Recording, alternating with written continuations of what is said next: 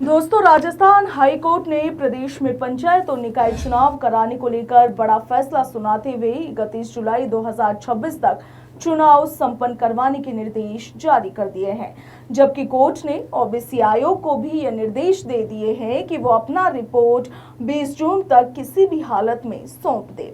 Court ने पिछले साल नवंबर में राजस्थान सरकार को 15 अप्रैल 2026 तक ये चुनाव करवाने के निर्देश दिए थे, मगर आप देखिए कि सरकार ने अपना पाला ओबीसी आयोग के पाले में डालकर चुनाव करवाने से इनकार कर दिया था।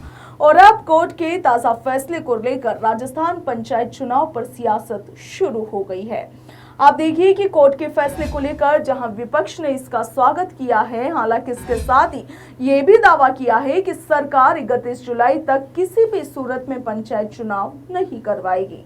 जबकि सरकार की ओर से एक बार फिर से ओबीसी आयोग के पाले में फैसला डाल दिया गया है। पंचायती राज चुनावों को लेकर हाईकोर्ट के आदेश के बाद संसदीय कार्य मंत्री जोगाराम पटेल ने कहा है कि अभी उन्हें हाईकोर्ट के आदेश की कॉपी नहीं मिली है।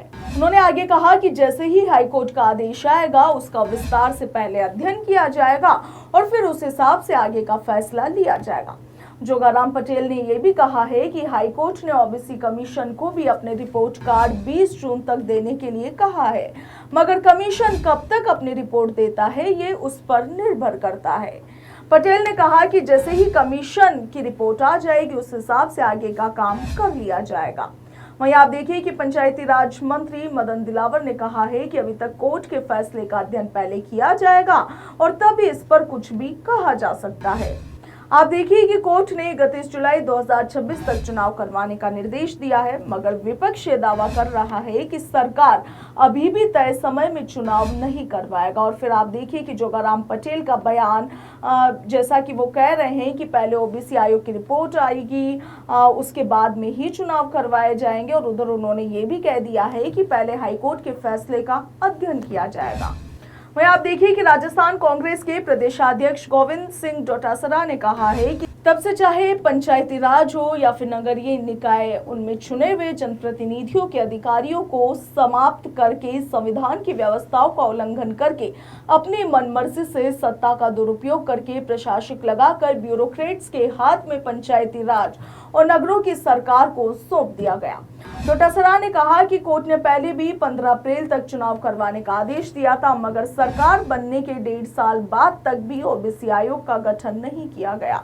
सर्वे हो चुका है, मगर 12 महीने तक उस सर्वे को रोका गया। डोटासरा ने यह भी कहा है कि मैं दावे के साथ कह सकता हूं कि ये चुनाव नहीं करेंगे। कांग्रेस पार्टी सरकार के खिलाफ सुप्रीम कोर्ट में भी जाएगी, ऐसा दावा भी गोविंद सिंह डोटासरा ने किया है।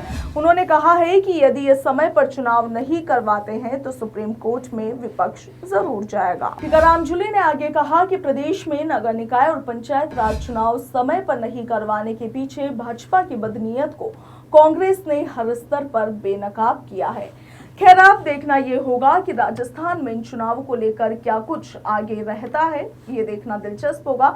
इसके साथ ही देखना ये भी रहेगा कि क्या सरकार इस बार कोर्ट के फैसले का पालन कर पाती है, क्या चुनाव तय समय सीमा के भीतर हो पाते हैं, या फिर सरकार ये पंचायत और नगर निकाय चुनावों की डेट आगे बढ़ाने को लेकर सुप्रीम कोर्ट का रुख अख्तियार करती है। अपनी राय आप कॉमेंट सेक्शन में जरूर लिखिएगा।